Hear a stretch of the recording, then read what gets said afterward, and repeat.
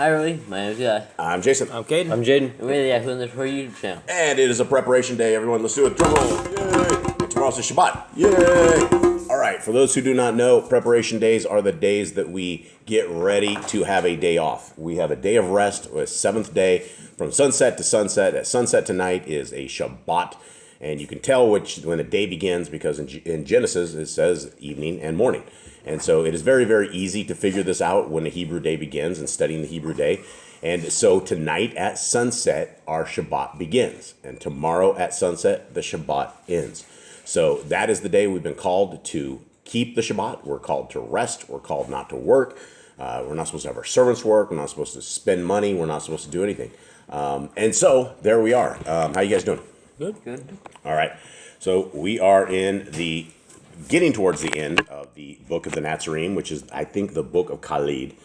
And let us begin. 58. YHWH said, is this the right one? Did we do this?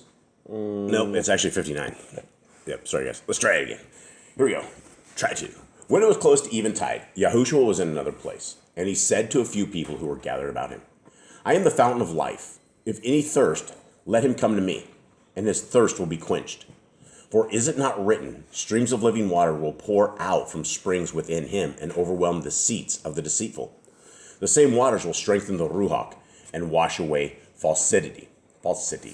Okay, we've heard that Messiah is the fountain of life before, right? Mm-hmm. He said it to the woman at Shomron. He said, if you drink from this well, you'll never thirst again. What do you think that means, that he's the fountain of life? We have the Christians who are once saved, always saved. They will say a prayer, they will do an altar call, and they are saved. The preacher will tell them they're saved. In fact, they will have, like, back in the day, they had these Billy Graham big old events, and my mom took me to a Billy Graham event. They were always up there, and he's like, oh, man, we had 1,000 people saved last night, and they're like, oh, we had another 1,000 people saved the night before. They keep tallies of everybody who gets saved, right? And all they do to qualify somebody as saving them is they're in the music moment, they're in this feel-good moment, they think the Holy Spirit is with them, and they decide to go and dedicate themselves to the life of a Christian. Now, the life of a Christian is supposed to be a life of somebody who is following the Christ, the Messiah. But when you look at what the doctrine of the Christians are, they do not follow the Christ. They do not at all. If you eat pork, you are not following the Christ. If you worship on a sun day in the temple made of man, you are not following the Christ.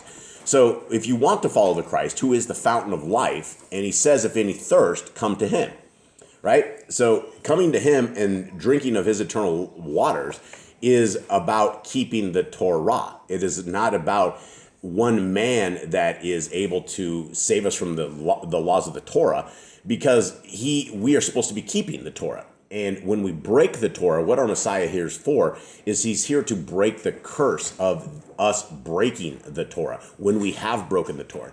But if we are living in a broken Torah life where we just don't care about what the laws, statutes, and commands of our Creator say, Messiah says, he will say, depart from me. 60. YHWH was referring to the power of the Ruach, which filled him as no other man had been filled. Some of the people said, surely this is the Mashiach, while others said, yes, he is Yahuwah's anointed. There were many disputes concerning him. YHWH said, you are betrayed by those who preach one thing and practice another. They delight in being seen in prominent places and think the misguided adulterations poured on them signify greatness. Foolish people follow their ways and copy their pretensions. These people are not least among the hidden will makers. All right. What is it saying, boys? So we talked about the people that like try to have great places or like try to like show how great they are. And really, they're fools. YHWH said they will be humble, right? The first will be last. And so these people are the people who are the people who create woe, who create stress. Yeah, and it's like they think that they like being seen in these places where people are like, oh man, this guy must be a religious guy. This guy must be good. 63. You are deceived by hypocrites and the self-righteous and led into error by the self-justified. Those who should watch over you set snares for your feet, and many are those who say, heed my words, but not my deeds. Those who set themselves up over the people or who attain positions of authority freely eat the fruits of success, but avoid the responsibility of setting an example of goodness. I tell you, these cast. This looks like it's like I had like a like a little dot right there. So hold on, guys. Cast these people out. All right, sorry, guys. These dogs just are crazy. All right, so he says, cast these people out. Okay, what is he talking about right here?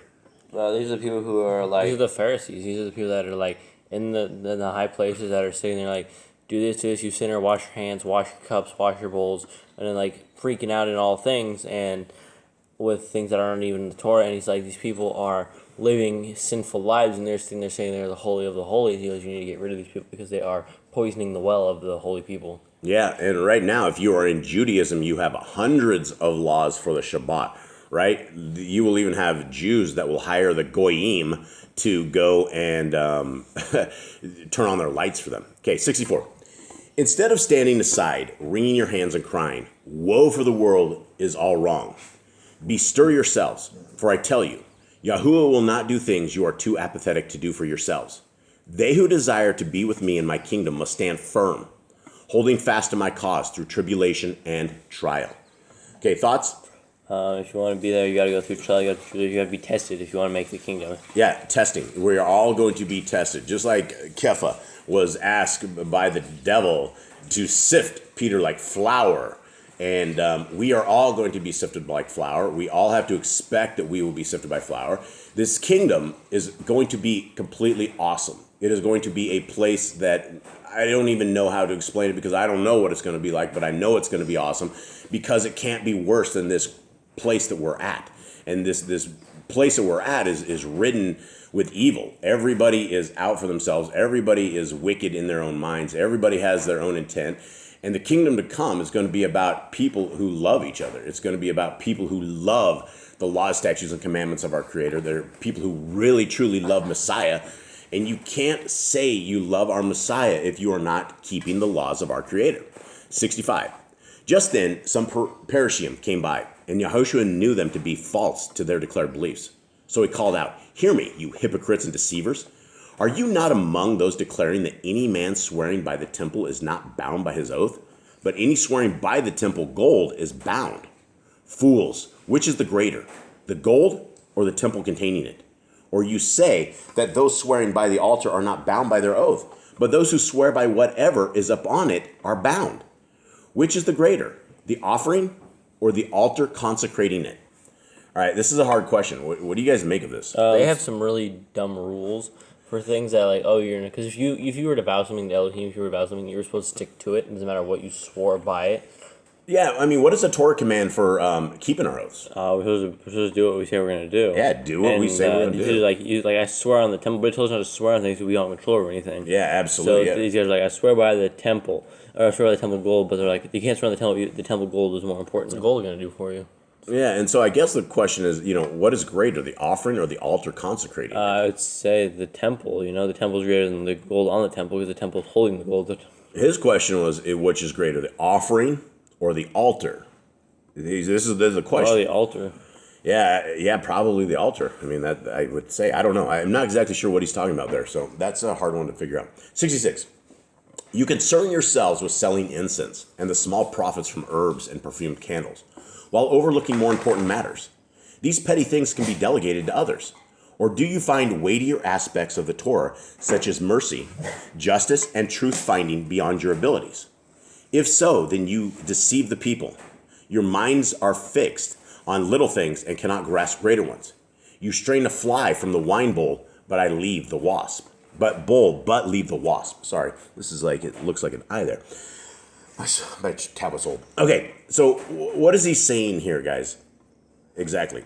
You guys with me on this? Yeah, he's basically saying that they're only taking a small chunk of the Torah, right? They're only taking small things and they're teaching the things that are very minimal compared to what is like actually salvation, like will get you saved from things like hellfire. And he's like, you guys are believing the giant wasp in the wine when you took out the tiny gnat. Is what he's saying. Yeah.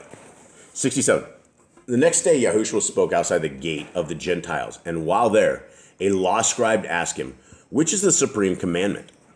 Yahushua answered, "None is supreme for all men, but for you the supreme one is, listen, O people. The Elohim who you worship is the sole Elohim. Love him with all your heart, all your mind, and all your strength. The next one is, love your neighbor as yourself. All right, so let's talk about this real quick. We've heard this before, Yep. right? This is what the Christians will say are the only two commandments that you have, and that's they will quote that and they will swear upon it. And if that were true, if loving our Elohim with all our heart, mind, and soul, you would want to keep what He says to do. If you have your parents and your parents tell you to do something and you keep refusing to do it and you keep refusing to do it and you keep refusing to do it, at some level you have no respect, and at some level you don't have any love because you will not do what your parents say. Are you in agreement with me? Yes. That if you guys love your parents, you will do what they say to do. Is that fully correct? Yes. Okay. And this is the same with Elohim, right? So if you love Elohim, you're going to keep His commandments.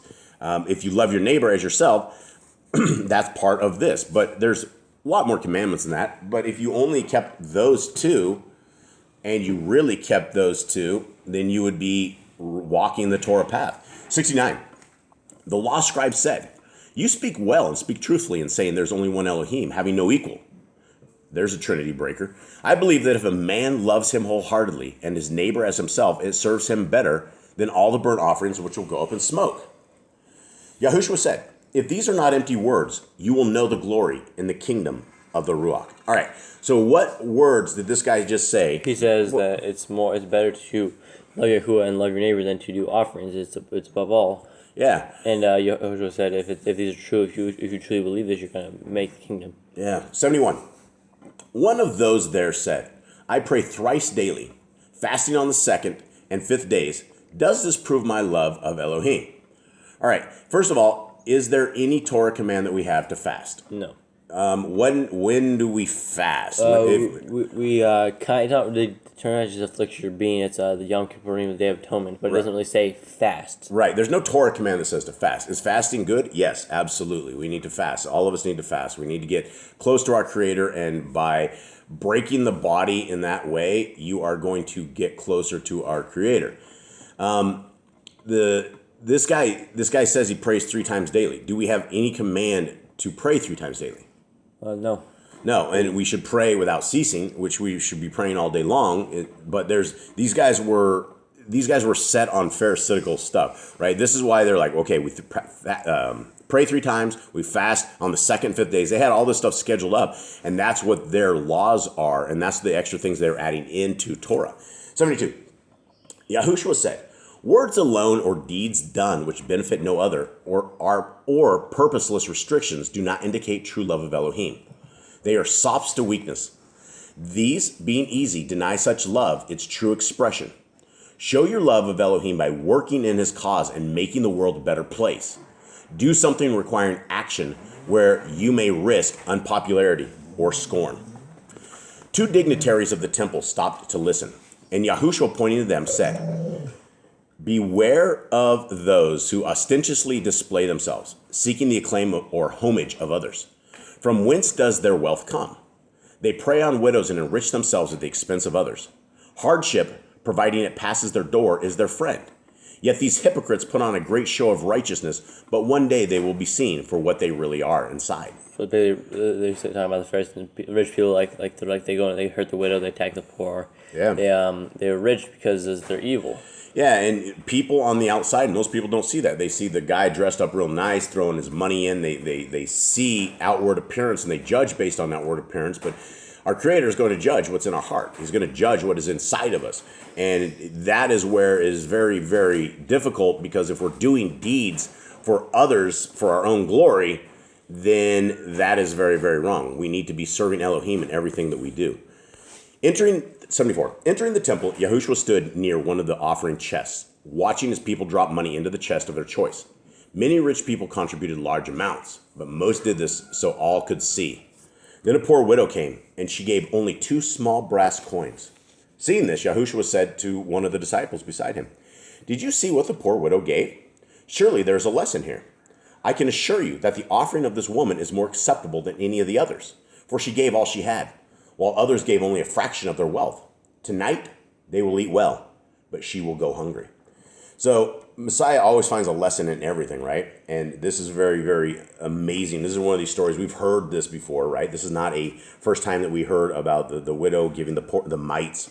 out there, just a small fraction of what she had. So, that's the thing. Are we going hungry at night, or are we full and content and have no problems in our lives? And these are things that we all need to measure up to and look and see if we're kingdom material. 76. Giving is meaningless unless it entails some real sacrifice. What the rich gave were only sops to their consciences. When arriving in a town hungry, weary, and travel-stained, do we seek food and shelter from the rich or from the poor? Is it not the rich who have much to give, who turn us from their doors, while the poor, who have little, provide hospitality? Later, one of the apostles said to YHWH, when will all the evil be purged from the earth? YHWH said, when it is no longer spawned in the hearts of men. There is nothing wrong with the earth that men cannot put right. Do not expect help from Elohim, but be men enough to fight your own battles. No easy time lies ahead of you, for wherever you go, your loyalty to my cause will bring the hatred of men upon you. Nevertheless, remain steadfast through all the trials and tribulations lying ahead, and you will be glorified in immortality. This is one of these men be men, right? Be men to fight your own battles. And it says, we need to be strong. We need to be doing what is right. I know Elohim will fight our battles for us, but we shouldn't expect them to be fought, right? We need to be men that we need to take care of this stuff as men who have the Torah, men who can lead the family, men who can drive a nation into strength. We don't have that anymore. We have a nation of girly men. We have a nation of beta males. We have women that become men that become women. And the last thing that anybody's doing is fighting for the Torah, right? They're fighting for women's rights, gay rights, LGBTQ, RSTLNEF rights, right? All of them. Everybody wants a place, right? Oh, let's do this. This guy is, whatever. It's all an abomination, and it's all broken, right? And the men are gone, but we have the men that are left. Men, rise up, lead your families in the Torah. That is the kingdom road. The strongest men in the world are not going to be these beta males that are sitting there playing video games 24/7, thinking that they're changing the world doing any of this stuff. Strong men are in scriptures. Strong men are on their knees in prayer. Strong men have scar tissue from their knees because they are seeking their Elohim at all times, and they're always crying out to our Elohim. That's what makes a strong man. Nothing else in this world is going to make this a strong man unless you have the Torah. 79. The apostle said, Master, can such things indeed happen to us? YHWH said, be sure they will. Okay, that's a message for everybody out there. You guys, everybody that's listening to this, just imagine you guys just said this to our Messiah. Master, can such things indeed happen to us? This is the answer everyone needs to understand. Be sure they will. We're all going to come into fire testing. We are all going to come into the hatred. You can see it. It's also in the War Scrolls. I was reading a little bit about the War Scrolls yesterday, and it's a little bit of the Dead Sea Scrolls is where that stuff came from, and it talks about the remnant, and it talks about Satan being really ticked off, and he goes out and he makes war with those who keep the statutes, commandments. That's the people who Hasatan hates. If you're living a Christian life, you're safe. You're completely safe because the Satan already has you. If you are living a Torah-based life, then be very cautious that we need to stay in prayer because that devil is going to come by all the time and he's going to try to take us and he's trying to sift us like flour. 81. They said, surely our tree of suffering will not bear bitter fruit or even prove fruitless. YHWH answered, no, the sapling will grow strongly. From the tree will arise another teaching, and out of this, a confusion of beliefs, each striving for its own advantage. There will be unprofitable doctrines and viciousness, cruelties and intolerance, with many persecutions, all done in my name. They will corrupt and falsify my teachings to serve their own ends. Hypocrisy will rule the hearts of men, and few will follow even the beliefs of their own hearts. But these things must be, for they reside in the natures of men. But under the rule of Elohim, they will be changed. And, we have so many different teachings. Everything has been corrupted, right? Everything. You look at any Christian church, you look at any religion at all 65,000 of them, and I will show you that they are not Torah-based. None of them. If you are not told that you should love the law, statutes, and commandments of our Creator, that you should wrap them around your body, that you wrap them around your eyes, you keep them with you in your heart, mind, and soul, then your preacher is from the devil. If he's not telling you that you need to be worshiping on a Shabbat, then your preacher is working the works of the devil. Now, your preacher might be the nicest guy in the world. This might be just a great guy. And I've met a lot of preachers in my time, and they seem like very, very nice guys, right? But they all say the same thing, which is broken doctrine. They all say the exact same thing, which is the laws of God are no more. Once saved, always saved. Come to the Easter, come to the Christmas party, come to the Oktoberfest, right? And that's it. And they celebrate all these pagan times. So be very, very careful of who you follow. 83. YHWH said to those with him, I will be slain, as were Yochanan and his father. For I am feared, because I may claim a right to rule from the kings who were before David. The burden of my death lies heavily, but it is undertaken with purpose, so men can be saved from evil. And what I do will speed the day of their deliverance. I do not ride the winds, but have mapped the road ahead. No man can ever enter heaven unless wearing the clothes of heaven. The world knows the ways of the world and welcomes worldly things, but the Ruach knows the ways of the Ruach and welcomes spiritual things. Serve one or serve the other. No man can serve both.